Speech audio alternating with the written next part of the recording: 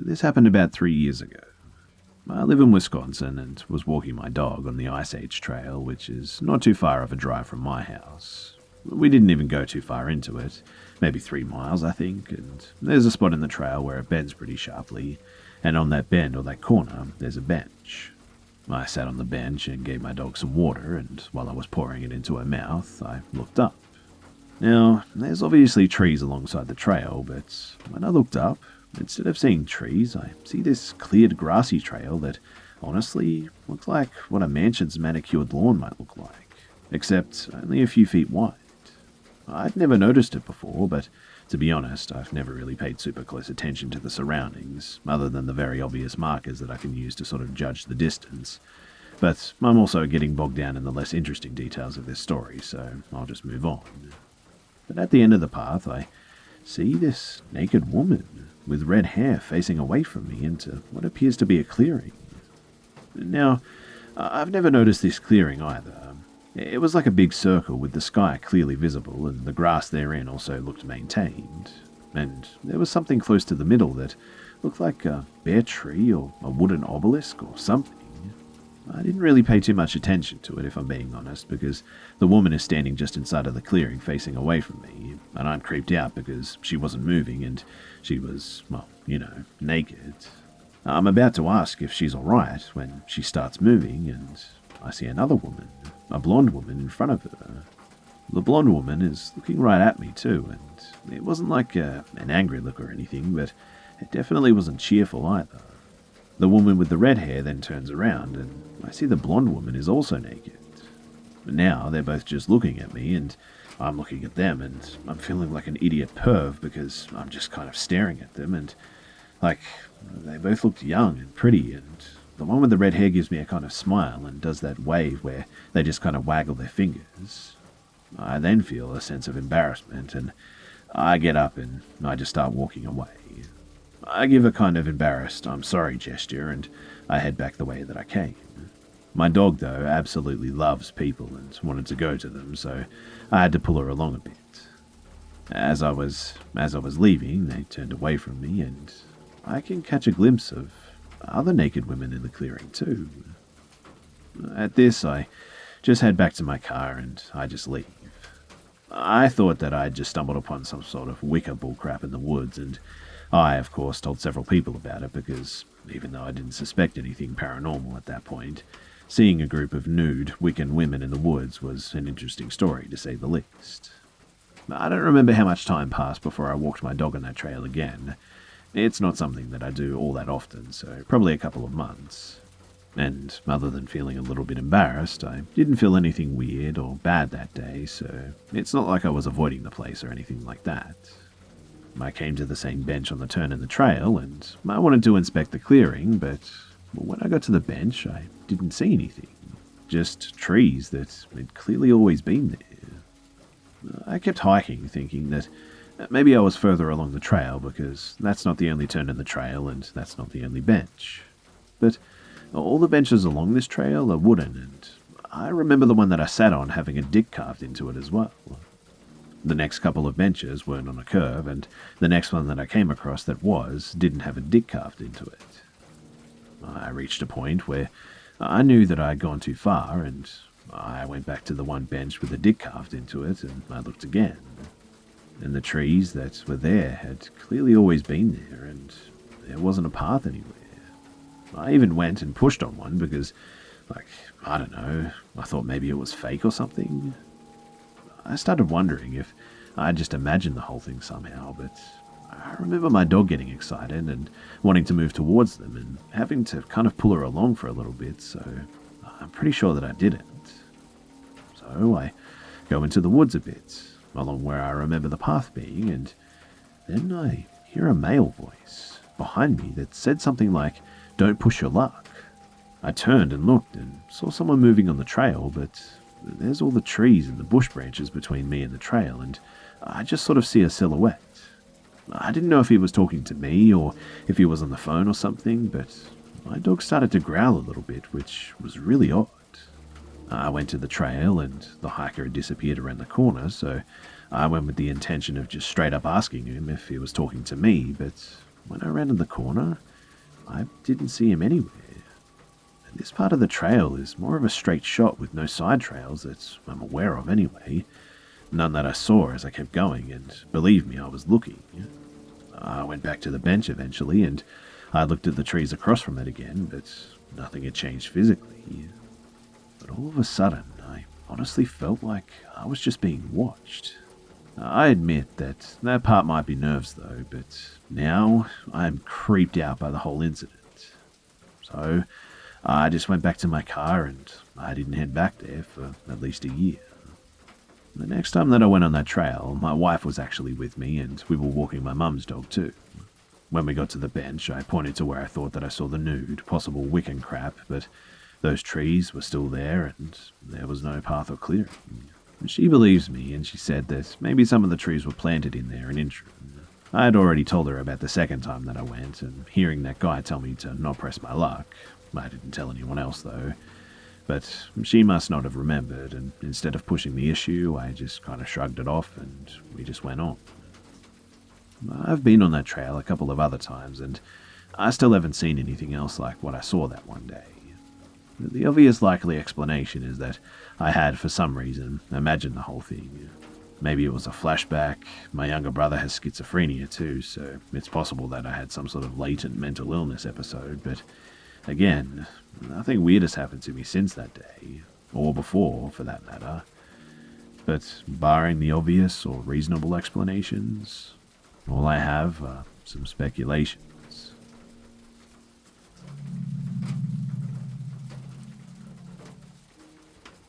I don't know if this is an Eastern Coast thing, for Americans of course, but in my little town there's a twice the ice station. Basically, you can fill up water jugs and 5 gallons and get ice bags for cheaper than you can get in the grocery store. Now, I went out a few nights ago to get some water, because who wants to be drinking tap water, right? But my husband was home, and because I'm kind of heavily pregnant, he insisted that he go instead. And boy, do I wish that he would have. It was about 1 a.m., dark for miles, and in the middle of nowhere. As I get out of my car, I open the back seat to get the gallon jugs and close the door. And as soon as I do, a dark blue truck turned van pulls up perpendicular behind me. Presumably so I couldn't get out if I decided to get back into my car. Alarm bells are still going off, and the bell starts screaming at me when the slide door opens, and 2 quite large men step out. It's about a 20-foot distance between them and me, so I do the first thing that I can think of, pull out my phone. I answer a phone call from my husband and answered with, "Hey honey, yeah, I'm almost home," and all that sort of stuff. And as soon as they see me answer, one of the guys says, "Crap," and they both get back into the car and peel out of the lot, tires squealing and all. I throw my unfilled jugs back into my car and I lock all the doors 1,000,000 times or more before I broke down, and I actually called my husband. He told me to write down the make and the model of the car, the colour and all that sort of stuff, and we go to the police station in the morning. About 2 days later, there was breaking news of a pregnant woman that went missing. She was abducted, as her father had sworn up and down that she wouldn't just up and leave. I know too that it was those men in the blue van. I've told the police all I know. I don't know if they targeted me because I was a woman all alone in the middle of nowhere, but deep down, I know they targeted me because I was pregnant. I really don't know what to think about what would have happened to me or my baby that day if I hadn't have thought so quickly.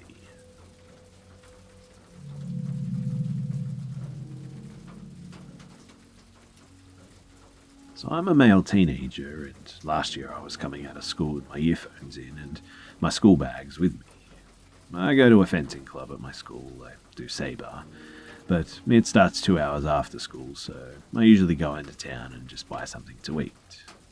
I was coming close to the subway when I noticed a guy walking down the street towards me. It immediately set off alarm bells too, because he looked really unhappy until he saw me and then just beamed at me and showed his black teeth and then rubbed his crotch. I thought that he was just being weird or just making a really unfunny joke. He had on a dirty blue jacket with torn jeans, and definitely not the ones that are torn for style. I walked past him and I just kept going. I looked behind me and sure enough, this dude was now following me.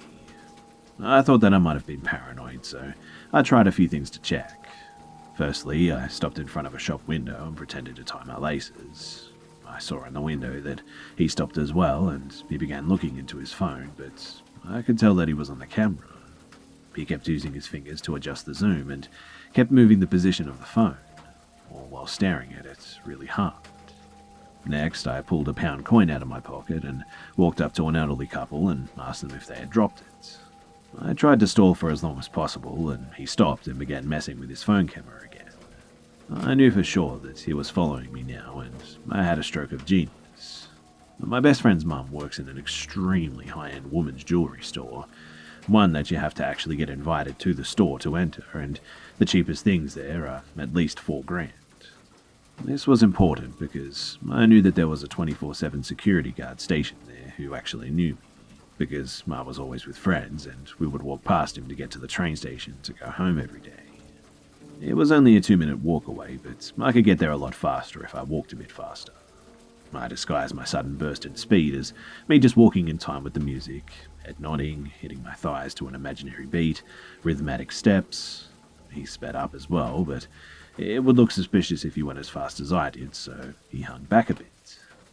I eventually got to the place, and I told the security guard that I needed to talk to my friend's mum, and also warned him about the stalker and why I wanted to see her. He let me in, and I talked to her, and she said that I could stay there for as long as I needed to be sure that I was safe. I watched through the window as the stalker approached the shop and tried to walk in the door. The security guard doesn't unlock the door, and he just asks him what he was doing. Friend's mum radios the security guard quietly and tells him that this is the guy that I was talking about. The security guard told him to go away. Stalker refused. The security guard repeats himself more aggressively and gets the same response. The security guard steps forward and says in his most aggressive tone that he could muster, "Leave now before I floor you and knock all of your teeth into that conveniently placed drain." The stalker looks back and sees that the security guard is not bullcrapping him and there is actually a drain there. He obviously thought that it just wasn't worth the risk, and so he left. I stayed for an hour and then I left. When I got back to my school, though, I saw the dude following me again, so I got into my school grounds to see if he would follow me in, and he did. I pulled my saber out of my bag. He began saying that he wasn't going to hurt me and that he just wanted to talk to me. He said that he thought that I was super handsome and he wanted to be my boyfriend. This dude looked like he was in his 30s too. I obviously shut him down and told him to just get lost, but he didn't. By this time, I think that he knew that I wasn't going to cooperate and that I wouldn't be going without a fight. But he must have thought that I was too scared to use it because he began hurling insults at me. I stepped forward with my sword and he backed off. Because the sports hall overlooks the car park, my coach saw me in the entrance, and the car park is right next to it, with my sword drawn at a random stranger. He ran out with his own to parry mine if I tried to hurt the dude, because he probably thought that I was doing something dumb and there wasn't a reason for it. He yelled for me to explain myself, and I told him what had happened. The creep insisted that it was wrong, but I contacted my friend's mum, and she verified the story. And soon after, he ran off, and I haven't seen him since. I feel like it was just blind luck that led me to safety, but why am I glad that I noticed him when I did.